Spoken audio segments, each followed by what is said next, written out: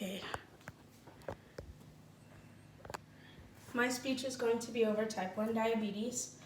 Having type 1 diabetes can be challenging at times and most likely not very fun to deal with, but it is very important to know about because it is not always able to be seen. So you could be in a scenario where knowledge on diabetes is needed, and I would like everyone to know what it is, what to do, and how to deal with type 1 diabetes. Type 1 diabetes is very important to me as it plays a personal role in my life since I've had it since I was 13, which is even a late time in life to get diagnosed, and it was definitely a life changer since no one else in my family has it either.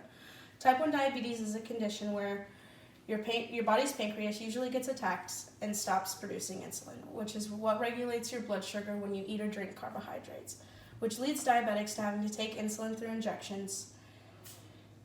Well, first of all, let me fully explain what type 1 diabetes is exactly. Type 1 diabetes happens when the pancreatic cells are damaged and produce very little to no insulin.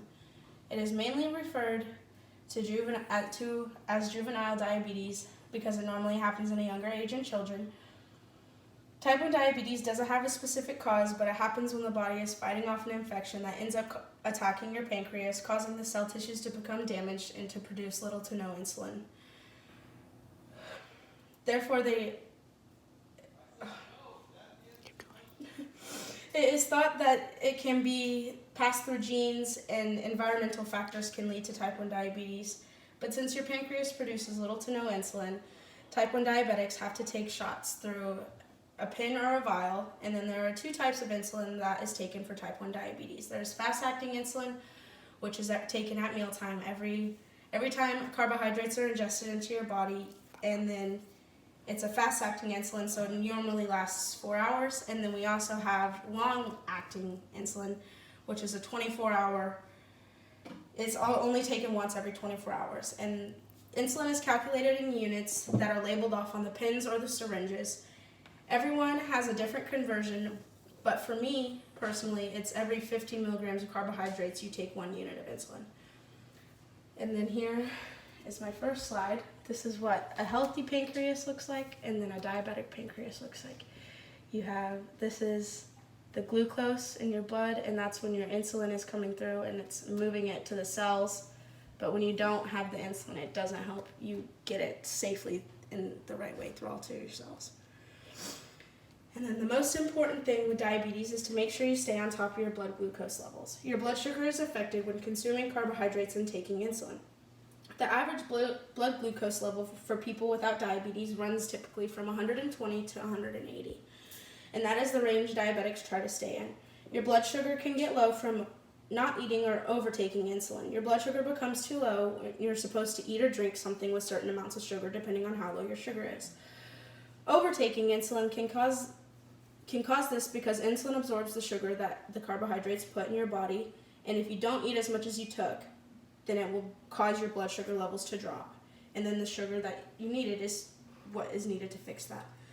Low blood sugars level can result in sweaty dizziness, and if it's too low for too long, it can lead to unconsciousness, seizures, which can be very dangerous and can also lead to death.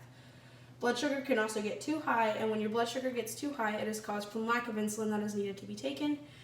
When you consume carbohydrates, insulin is needed to help your body intake those sugars, and if insulin is lacking, blood sugar levels will rise until insulin is taken.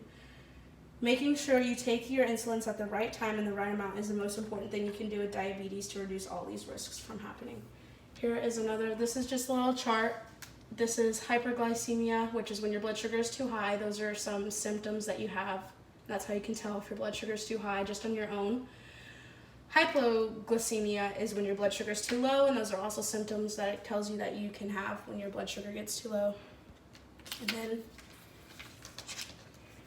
So that's how you can tell when you're just from yourself. And although there's a lot to keep up with type 1 diabetes, there are some helpful items that make having type 1 diabetes easier. Managing diabetes can be tough at times with all the shots and all the finger pricking to check blood sugar levels. With advancements in technology, they have helped us by making devices that make things easier for our diabetics to keep track of all of these things. There are devices that are called insulin pumps that help you take insulin that can be attached to your body that you just don't have to take shots for your insulin. It just sits on your body, and you can just put as much as you need in whenever you need it. And then they also have things there are many different brands, and I actually have one of these things. There are many different brands that help you track your blood sugar levels. And they are little patch-like things. I have one right here that you can put on your arm, your leg, your stomach, and they connect to a certain device, or some have apps that you can connect so you can always know what your blood sugar is. Mine's personally a Dexcom, and I have it connected to my phone, and it Bluetooths to my phone and tells me what my blood sugar is at all times. It also notifies me if I'm getting too high or too low. And it is very helpful to help you not have to overtake shots or overprick your fingers. It keeps all your skin clear, I guess, clear and healthy.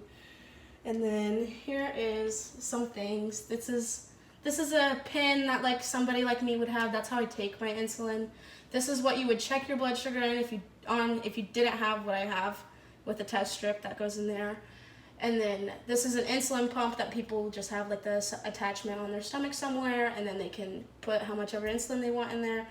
And then this is what I have. That's the Dexcom. That's the thing that it can come with. It transfers to my Apple Watch and my phone. And that's just a little tiny thing that you keep on your arm. And then, coming to a conclusion, diabetes is a condition that has to have full-time management. When the pancreas no longer creates insulin to help regulate the body, it's taken with injections. Diabetes comes from virus, usually attacking the pancreas, causing insulin to stop being produced.